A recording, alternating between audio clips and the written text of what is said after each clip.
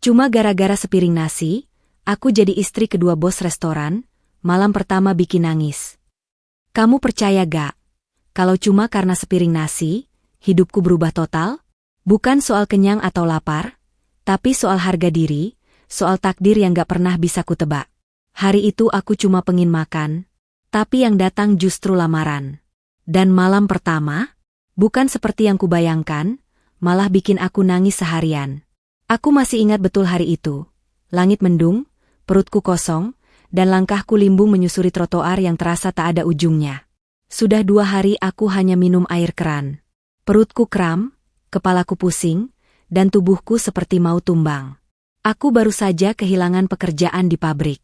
Tak ada pesangon, tak ada harapan. Uang di dompetku tinggal recehan, bahkan untuk beli gorengan pun tak cukup.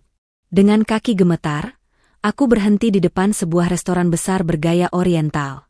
Bau masakan dari dalam menusuk hidungku, menusuk hingga ke ulu hati. Mataku menatap tajam ke kaca bening itu. Kulihat orang-orang makan dengan lahap, tertawa, dan menikmati hidup.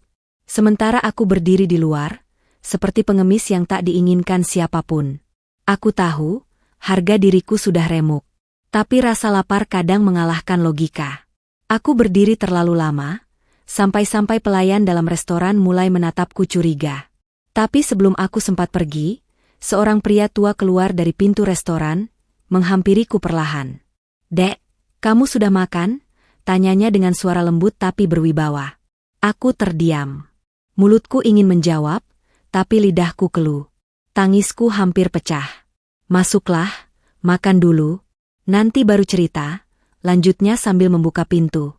Dengan lutut lemas dan hati berkecamuk, aku melangkah masuk, tanpa tahu bahwa sepiring nasi yang akan aku makan, akan jadi awal dari takdir yang menampar hatiku berkali-kali. Aku duduk di pojok restoran, meja paling dekat dapur. Bukan tempat strategis, tapi bagiku saat itu seperti singgasana raja. Pelayan datang membawakan sepiring nasi hangat, ayam goreng, semangkuk sayur bening, dan segelas air putih. Mataku berkaca-kaca. Kukira aku hanya akan diberi nasi seadanya. Tapi yang kudapat adalah porsi penuh, dan perlakuan yang tak kuduga. Pak Hadi, pria parubaya yang tadi menolongku, duduk di seberang. Ia tak banyak bicara, hanya mengamatiku makan dengan pandangan sulit kutebak. Aku malu setengah mati. Tanganku gemetar saat menyuap, dan beberapa kali air mata jatuh ke piring. Tapi aku tak bisa berhenti. Lapar dan haru bercampur jadi satu. Selesai makan, aku mengucapkan terima kasih pelan. Suaraku serak. Tapi sebelum aku berdiri, Pak Hadi berkata, "Kamu sendirian di kota ini." Aku mengangguk pelan. Lalu ia menghela napas. "Kami sedang butuh tambahan tenaga di dapur. Kalau kamu mau, bisa mulai besok pagi." Aku tertegun. Rasanya seperti mimpi. Orang yang bahkan tak mengenalku, memberiku makan, lalu pekerjaan? Tanpa pikir panjang aku mengangguk. Mungkin karena perut kenyang membuatku sedikit lebih berani. Atau karena tatapan pria itu, yang anehnya terasa teduh, sekaligus misterius. Tatapan yang membekas lama di pikiranku malam itu, bahkan lebih kuat daripada rasa kenyang sepiring nasi tadi. Aku pulang dengan hati bingung. Aku belum tahu, ternyata yang hari ini memberiku makan, besok akan memberiku nasib. Esoknya, aku kembali ke restoran itu dengan baju pinjaman dari tetangga kos. Dapur tempatku bekerja penuh suara, gemericik minyak, bunyi ulekan, teriakan pelayan, dan aroma masakan yang menyeruak kemana-mana. Tapi anehnya, aku merasa hidup lagi. Tangan yang sempat lemas karena kelaparan kini sibuk mencuci, mengiris, menyapu, apa saja yang bisa kulakukan agar aku tetap dibutuhkan. Hari-hariku penuh peluh, tapi aku tidak mengeluh. Setidaknya ada nasi dan upah harian. Tapi ada satu hal yang perlahan mengganggu, bisikan-bisikan dari rekan kerja. "Mbak Risa itu dekat banget sama bos, ya?" Katanya sering dipanggil ke ruangannya malam-malam. Awalnya aku abaikan. Tapi memang benar, Pak Hadi sering memanggilku sepulang jam kerja. Kadang hanya untuk menanyakan kabar, kadang sekadar menyuruhku duduk dan makan malam bersamanya di ruang kerja atas. Ia tak pernah bersikap kasar, tak pernah menyentuhku sembarangan. Tapi tatapannya, makin hari makin dalam. Dan itu membuatku gelisah. Aku mulai bertanya-tanya, apa sebenarnya yang diinginkannya dariku? Sampai suatu malam, ketika restoran mulai sepi dan pelayan mulai pulang satu persatu, aku masih diminta bertahan. Dia mengajakku bicara. Duduk di ruangannya, lampu temaram, suasana sunyi. Lalu tiba-tiba, ia berkata, "Aku sudah lama sendiri. Dan kamu, membuatku merasa hidup lagi." Aku menatapnya dengan kaget. Jantungku berdetak kencang. Dia menunduk, lalu melanjutkan. "Aku ingin kamu jadi istriku, yang kedua." Hatiku mendadak runtuh. Kalimat itu membuat semua rasa kenyang, semua rasa aman, berubah jadi badai dalam dada. Sepulang dari restoran malam itu, aku berjalan tanpa arah. Tak naik ojek, tak naik angkot. Aku butuh waktu untuk sendiri. Angin malam menggigit kulit, tapi pikiranku lebih dingin dari udara manapun. Aku? Jadi istri kedua? Apa ini lucu? Atau ironis? Aku bukan perempuan suci, tapi aku juga tidak pernah membayangkan hidup seperti ini. Aku tumbuh dengan mimpi sederhana, bekerja layak, punya rumah kecil, dan hidup mandiri. Tapi kini takdir seolah menamparku, bahkan sebelum aku sempat membela diri. Sesampainya di kos, aku menatap foto ibu yang selalu kusembunyikan di dompet. Wajahnya yang penuh keriput, senyum lembut yang menyimpan penderitaan. Ibu sedang sakit di kampung. Kata adik, butuh biaya untuk operasi kandungannya. Tapi dari mana aku bisa dapat uang puluhan juta? Tangisku pecah malam itu. Bukan karena lamaran Pak Hadi, tapi karena kenyataan, aku tak punya pilihan. Entah kenapa, rasa takut, marah, kecewa, dan pasrah semua bercampur menjadi satu. Paginya, dengan tangan gemetar, aku menelepon ibu. Suaranya pelan, serak, lemas. "Bu, kalau aku menikah sama pria lebih tua, dan dia sudah punya istri, tapi bisa bantu pengobatan ibu. Ibu marah gak?" Hening. Lalu jawaban itu datang, pelan tapi tajam. "Kalau itu bisa menolong hidupmu dan hidup ibu, ibu ridho. Tapi kamu harus kuat, nak. Jangan menangis di hadapan hidup. Kita ini perempuan, tapi bukan berarti lemah." Aku menggigit bibir. Dada sesak. Tapi kata-kata ibu seperti menguatkanku. Sore itu aku kembali ke restoran. Menemui Pak Hadi. Dengan mata merah dan suara pelan, aku berkata, "Saya terima, Pak. Tapi beri saya waktu untuk mempersiapkan hati." Dia hanya mengangguk. Dan di sanalah awal dari jalan yang benar-benar baru dalam hidupku dimulai. Hari itu, aku menikah dengan Pak Hadi. Secara siri. Tak ada gaun, tak ada rias wajah, hanya mukena dan kain putih sederhana. Disaksikan dua orang pekerja restoran yang diminta jadi saksi, dan seorang ustaz yang datang diam-diam.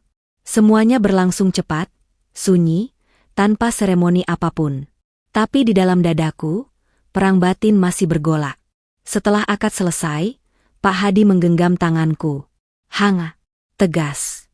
Tapi aku merasa seperti daun kering yang patah diterpa angin. Aku tersenyum kaku. Seolah sedang menelan kenyataan pahit yang tak bisa kutolak. Malam harinya, aku dibawa ke kamar lantai 2, kamar miliknya. Atau kini, kamar kami. Aku masuk dengan langkah kaku, tak berani menatap apapun. Di dalam kepalaku, bayangan tentang malam pertama adalah hal-hal yang membuatku semakin gugup. Aku ketakutan. Tapi aku pasrah. Namun, yang terjadi justru membuat hatiku luruh. Pak Hadi hanya duduk di tepi ranjang. Ia tak menyentuhku, tak berkata banyak. Ia hanya menyodorkan sebuah buku kecil bersampul hijau. "Ini buku doa harian," katanya. "Aku ingin kamu tenang dulu. Malam ini tak harus ada apa-apa." Aku menatapnya dengan mata berkaca-kaca. Tubuhku gemetar. Aku pikir aku akan diseret, dipaksa, atau setidaknya disentuh. Tapi ia malah memberiku ruang. Dan di saat itu juga, air mataku jatuh, deras. Bukan karena sedih, tapi karena lega. Karena dihormati. Aku menangis dalam diam, dan Pak Hadi hanya duduk di kursi, mematikan lampu, lalu berkata, "Tidurlah. Kita mulai hidup ini pelan-pelan saja." Malam pertama yang kutakuti, justru menjadi malam penuh keheningan, yang menyembuhkan. Hari-hari setelah pernikahan itu berjalan seperti alur sungai yang tenang tapi dalam. Tak ada pelukan mesra, tak ada ciuman pagi hari, tapi ada rasa aman yang perlahan tumbuh dalam sunyi. Pak Hadi tetap seperti dulu, berwibawa, tenang, dan menjaga batas. Tapi satu yang tak berubah, ia memperlakukanku dengan penuh hormat. Setiap pagi aku membantunya menyiapkan restoran. Kadang dia mengajakku mencicipi resep baru, berdiskusi tentang bumbu, bahkan memberiku buku-buku manajemen bisnis. Dia percaya padaku, dan untuk pertama kalinya dalam hidup, aku merasa dihargai. Hubungan kami aneh, tapi damai. Kami tak pernah bicara soal cinta, tapi aku tahu, caranya memperhatikanku bukanlah sekadar formalitas seorang suami. Dia memperlakukan ibuku seperti ibunya sendiri, mengirim uang rutin, menanyakan kabarnya, bahkan mengajak menjenguk langsung ke kampung. Lambat laun, rasa dalam hatiku yang dulu hanya campuran syukur dan kewajiban, mulai berubah. Aku mulai menunggu suaranya setiap sore. Merindukan aroma bajunya saat kami duduk bersama. Bahkan saat melihatnya tertidur di sofa karena terlalu lelah, hatiku berdesir pelan. Satu malam, saat kami makan berdua di dapur, aku beranikan diri berkata pelan, "Mas, aku rasa, aku mulai mencintaimu." Ia terdiam sejenak, lalu menoleh padaku dengan sorot hangat yang belum pernah kulihat sebelumnya. "Terima kasih, Risa. Panggil aku Mas mulai sekarang, ya. Jangan terlalu formal. Kamu sudah jadi separuh nafasku." Dan disitulah aku tahu, cinta tidak selalu datang dari hasrat. Kadang ia tumbuh dari rasa dihargai, dimengerti, dan diberi waktu untuk pulih. Waktu berjalan, dan aku tak pernah menyangka, hidup yang dulu kutolak habis-habisan kini menjadi rumah paling hangat yang pernah kumiliki. Bukan karena kemewahan, tapi karena rasa cukup, rasa tenang, dan rasa dicintai tanpa paksaan. Aku bukan hanya istri kedua. Aku adalah partner hidup Pak Hadi. Bersama, kami membuka cabang restoran baru, dan aku dipercaya penuh mengelolanya. Dari dapur, aku naik ke meja manajerial. Bukan karena aku hebat, tapi karena dia memberiku ruang untuk tumbuh. Yang paling menyentuh, hubungan kami bukan hanya diterima oleh ibuku, tapi juga oleh istri pertama Pak Hadi. Beliau, yang sejak awal menderita penyakit komplikasi dan tak lagi aktif secara sosial, justru menyambutku dengan senyum tulus. "Saya senang Mas Hadi nggak kesepian lagi. Kamu jaga dia, ya?" katanya suatu kali saat aku menemaninya ke rumah sakit. Air mataku tumpah, dan aku memeluknya, seperti memeluk seorang ibu. Kini, hidupku bukan lagi tentang sepiring nasi, tapi tentang banyak piring harapan yang kami sajikan setiap hari kepada pelanggan, kepada keluarga, dan kepada sesama. Dan malam-malamku, tak lagi penuh tangis atau ketakutan. Kini, setiap aku berbaring di sisi Pak Hadi, aku tersenyum sendiri. Mengingat betapa Tuhan mengatur segalanya dengan cara yang tak pernah kuduga. Sepiring nasi yang dulu membuatku merasa hina, ternyata menjadi pintu menuju kebahagiaan. Hidup memang tak selalu adil, tapi selalu punya cara ajaib untuk mengembalikan harapan, asal kita mau berjalan, meski tertatih. Dan malam pertama yang dulu membuatku menangis, kini menjadi malam-malam yang penuh rasa syukur.